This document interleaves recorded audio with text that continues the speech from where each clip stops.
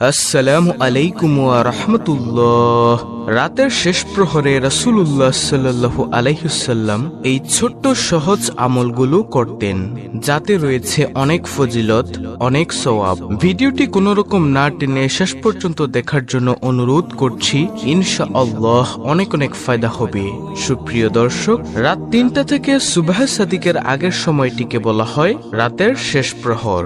আবু হুরায়রা রাদিয়াল্লাহু তাআলা আনহু থেকে বর্ণিত, তিনি বলেন, রাসূলুল্লাহ সাল্লাল্লাহু আলাইহি ওয়াসাল্লাম বলেছেন, আল্লাহ তাআলা প্রতি রাতের শেষ তৃতীয়াংশ অবশিষ্ট থাকাকালে প্রথম আসমানে নেমে এসে বলেন, কে আছো এমন যে আমাকে ডাকবে, আমি তার ডাকে সাড়া দিব। কে আছো এমন যে আমার নিকট চাইবে, আমি তাকে তা দিব। কে আছো আমার নিকট ক্ষমা চাইবে, আমি তাকে ক্ষমা করে দিব। সহিহ বুখারী শরীফের হাদিস, হাদিস নম্বর 1145। হাদিসের বিভিন্ন বর্ণনার আলোকে রাতের শেষ প্রহরে রাসূলুল্লাহ সাল্লাল্লাহু আলাইহি ওয়াসাল্লাম 16টি আমল করতেন, সেগুলো এই ভিডিওতে তুলে ধরা হলো। নম্বর 1, রাসূল সাল্লাল্লাহু আলাইহি ওয়াসাল্লাম রাতের শেষ প্রহরে ঘুম থেকে উঠে দোয়া পড়তেন। এ সময় তার বেশ কয়েকটি দোয়া পাঠের অভ্যাসের কথা বিভিন্ন হাদিসের বর্ণনা থেকে জানা যায়। এর মধ্যে অন্যতম প্রসিদ্ধ দোয়াটি হলো, আলহামদুলিল্লাহিল্লাযী আহইয়ানা বা'দা মা আমাতানা ওয়া ইলাইহিন নুশুর। অর্থ হলো, সব প্রশংসা ওই আল্লাহ তাআলার জন্য, যিনি আমাদেরকে ঘুমের মাধ্যমে মৃত্যুদান করার পর পুনরায় জীবিত করেছেন, এবং একমাত্র তার কাছেই আমাদের সবাইকে ফিরে যেতে হবে। সহিহ বুখারী শরীফ, হাদিস নম্বর 312। নম্বর 2, রাসূলুল্লাহ সাল্লাল্লাহু আলাইহি ওয়াসাল্লাম প্রতি রাতে ঘুম থেকে জেগে মেসওয়াক করতেন।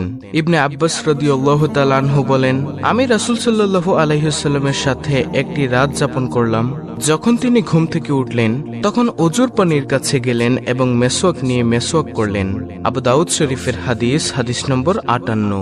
নম্বর 3, আনাস ইবনে মালিক রাদিয়াল্লাহু তাআলা আনহু জানিয়েছেন, শৌচাগারে ঢোকার সময় রাসূলুল্লাহ সাল্লাল্লাহু আলাইহি ওয়াসাল্লাম পড়তেন, আল্লাহুম্মা ইন্নী আউযু বিকা মিনাল খুবসি ওয়াল খাবাইস। অর্থ, হে আল্লাহ, নিশ্চয়ই আমি আপনার কাছে পুরুষ ও নারী শয়তানের অনিষ্ট তথা ক্ষতি থেকে আশ্রয় চাই। মুসলিম শরীফের হাদিস, হাদিস নম্বর 375। এবং শৌচাগার থেকে বের হওয়ার সময়ও একটি দোয়া পড়তেন রাসূলুল্লাহ সাল্লাল্লাহু আলাইহি ওয়াসাল্লাম। দোয়াটি হলো, গফরানাকা আলহামদুলিল্লাহিল্লাযী আযহাবা আন্নিল আজা ওয়া আফানি।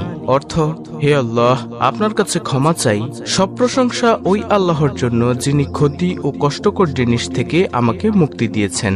তারপরে নম্বর 4, ওযুর শুরুতে রাসূলুল্লাহ সাল্লাল্লাহু আলাইহি ওয়াসাল্লাম বিসমিল্লাহ পড়তেন। প্রিয় নবী সাল্লাল্লাহু আলাইহি ওয়াসাল্লাম ওযুর মাঝখানে একটি দোয়া পড়তেন। দোয়াটি হলো, আল্লাহুম্মা গফিরলি যামবি ওয়া ওয়াসসি'লি ফি দারি ওয়া বারিকলি ফি রিজকি। অর্থ, হে আল্লাহ, আমার গুনাহ ক্ষমা করে দিন, আমার ঘর বাড়িতে প্রশস্ততা দান করুন, আমার রিজিকে বরকত প্রাচুর্য দিন। সুনানে নাসাই, হাদিস নম্বর 9908। রাসূল সাল্লাল্লাহু আলাইহি ওয়াসাল্লাম ওযু শেষেও একটি দোয়া পড়তেন। সেই দোয়াটি হলো, আশহাদু আল্লা ইলাহা ইল্লাল্লাহু ওয়াহদাহু লা শারীকা লাহু ওয়া আশহাদু আন্না মুহাম্মাদান আবদুহু ওয়া রাসূলুহু। অর্থ, আমি সাক্ষ্য দিচ্ছি আল্লাহ ছাড়া কোনো ইলাহ নেই, এবং আমি আরো সাক্ষ্য দিচ্ছি মুহাম্মদ সাল্লাল্লাহু আলাইহি ওয়াসাল্লাম আল্লাহর বান্দা ও রাসূল। হে আল্লাহ, আপনি আমাকে তওবাকারীদের অন্তর্ভুক্ত করুন এবং পবিত্রতা অর্জনকারীদেরও অন্তর্ভুক্ত করুন। রাসূল সাল্লাল্লাহু আলাইহি ওয়াসাল্লাম বলেন, তোমাদের মধ্য থেকে যে ব্যক্তি উত্তম ও সম্পূর্ণরূপে ওযু করে এই দোয়াটি পড়বে, তার জন্য জান্নাতের 8টি দরজা খুলে দেওয়া হবে, এবং যে দরজা দিয়ে ইচ্ছা সে জান্নাতে প্রবেশ করতে পারবে। আল্লাহু আকবার। মুসলিম শরীফের হাদিস, হাদিস নম্বর 234। নম্বর 5, আব্দুল্লাহ ইবনে আব্বাস রাদিয়াল্লাহু তাআলা আনহু বলেন, রাসূলুল্লাহ সাল্লাল্লাহু আলাইহি ওয়াসাল্লাম শেষ রাতে ঘুম থেকে জাগতেন এবং জেগে উঠে তাহাজ্জুদের নামাজ আদায় করতেন। সহিহ বুখারী শরীফের হাদিস, হাদিস নম্বর 1120। নম্বর 6, ইবনে আব্বাস রাদিয়াল্লাহু তাআলা আনহু বর্ণনা করেছেন, রাসূলুল্লাহ সাল্লাল্লাহু আলাইহি ওয়াসাল্লাম ঘুমিয়ে পড়লেন। রাত যখন অর্ধেক হয়ে গেল, তার কিছু আগে বা পরে তিনি জাগলেন। এরপর বসে হাত দিয়ে তার মুখমণ্ডল থেকে ঘুমের আবেশ মুছতে লাগলেন। অতঃপর সূরা আল ইমরানের শেষ 10টি আয়াত তেলাওয়াত করলেন। নম্বর 7, শেষ রাতে গোসলের প্রয়োজন হলে রাসূলুল্লাহ সাল্লাল্লাহু আলাইহি ওয়াসাল্লাম তা করতেন। সহিহ বুখারী শরীফের হাদিস নম্বর 640। নম্বর 8, ইবাদতের পরিবেশ তৈরি করতে রাসূলুল্লাহ সাল্লাল্লাহু আলাইহি ওয়াসাল্লাম কিছুক্ষণ দোয়া ও জিকির করতেন।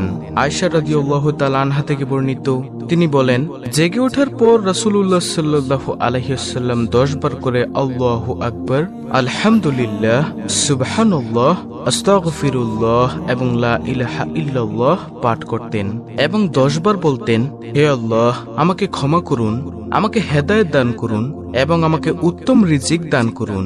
নম্বর 9, রাসূলুল্লাহ সাল্লাল্লাহু আলাইহি ওয়াসাল্লাম নিয়মিত তাহাজ্জুদের নামাজ আদায় করতেন।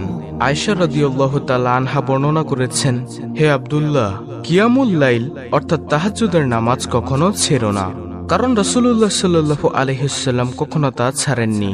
কখনো অসুস্থতা বা দুর্বলতা বোধ করলে বসে আদায় করতেন। আবু দাউদ শরীফের হাদিস নম্বর 1309। 10, আব্দুল্লাহ ইবনে মাসউদ রাদিয়াল্লাহু তাআলা আনহু বলেন, রাতে আমি রাসূলুল্লাহ সাল্লাল্লাহু আলাইহি ওয়াসাল্লামের সঙ্গে নামাজ আদায় করলাম। তিনি এত দীর্ঘ সময় দাঁড়িয়ে থাকলেন, আমি ইচ্ছে করেছিলাম বসে পড়ি এবং আল্লাহর রাসূলের ইক্তিদা ছেড়ে দেই। হাদিসটি রয়েছে বুখারী শরীফে, হাদিস নম্বর 1135। নম্বর 11, শেষ রাতে রাসূলুল্লাহ সাল্লাল্লাহু আলাইহি ওয়াসাল্লামের দোয়া মোনাজাত এবং আল্লাহর কথা ভেবে ক্রন্দনের বর্ণনা বিভিন্ন হাদিসে পাওয়া যায়। এ সময় তিনি বিভিন্ন দোয়া পড়তেন এবং কাঁদতেন। নম্বর 12, রাসূল সাল্লাল্লাহু আলাইহি ওয়াসাল্লাম 3 রাকাত বিতির পড়তেন। বিতির পড়ার জন্য স্ত্রীকেও মাঝে মধ্যে জাগিয়ে তুলতেন। প্রথম রাকাতে সূরা আলা, দ্বিতীয় রাকাতে সূরা কাফিরুন এবং তৃতীয় রাকাতে সূরা ইখলাস পড়তেন। কখনো কখনো সূরা ফালাক ও সূরা নাস পড়তেন। সহিহ বুখারী শরীফের হাদিস নম্বর 512। নম্বর 13, বিতরের নামাজের পর রাসূলুল্লাহ সাল্লাল্লাহু আলাইহি ওয়াসাল্লাম দোয়া করতেন। বিতরের নামাজের শেষে 3 বার বলতেন, সুবহানাল মালিকিল কুদ্দুস, অর্থাৎ মহামালিক, মহাপবিত্র সত্তার জন্য মহিমা। তিরমিজি শরীফের হাদিস নম্বর 3566। নম্বর 14, জীবনের শেষ দিকে রাতের শেষ প্রহরে রাসূলুল্লাহ সাল্লাল্লাহু আলাইহি ওয়াসাল্লাম জান্নাতুল বাকি কবরস্থানে গিয়ে মৃতদের জন্য দোয়া করতেন। সহিহ মুসলিম শরীফের হাদিস নম্বর 974। নম্বর 15, কখনো কখনো রাসূল সাল্লাল্লাহু আলাইহি ওয়াসাল্লাম এ সময় তার মেয়ে ফাতেমা রাদিয়াল্লাহু তাআলা আনহার বাসায় গিয়ে তাহাজ্জুদের নামাজের জন্য ডেকে তুলতেন। মুসলিম শরীফের হাদিস নম্বর 775। নম্বর 16, রমজান মাসে অথবা বছরের যে কোনো মাসের যে কোনো দিনে রোজা রাখার নিয়ত থাকলে রাসূল সাল্লাল্লাহু আলাইহি ওয়াসাল্লাম এ সময় সেহরি খেতেন। প্রিয় নবী সাল্লাল্লাহু আলাইহি ওয়াসাল্লাম বলেছেন, তোমরা সাহারি খাও, কারণ সাহারিতে বরকত রয়েছে। বুখারী শরীফের হাদিস নম্বর 1923। প্রিয় দর্শক, অত্যন্ত গুরুত্বপূর্ণ একটি ভিডিওটি ভালো লাগলে অবশ্যই চ্যানেলটিকে সাবস্ক্রাইব করে পাশে থাকা বেল আইকনটি অল বাজিয়ে দিবেন। ভিডিওটিতে একটি লাইক দিবেন এবং কমেন্টে আমিন লিখবেন এবং অন্য মুসলিম ভাই বোনদের কাছে ভিডিওটি শেয়ার করে দিবেন, যেন তারাও দেখে শিখে আমলগুলো করতে পারে।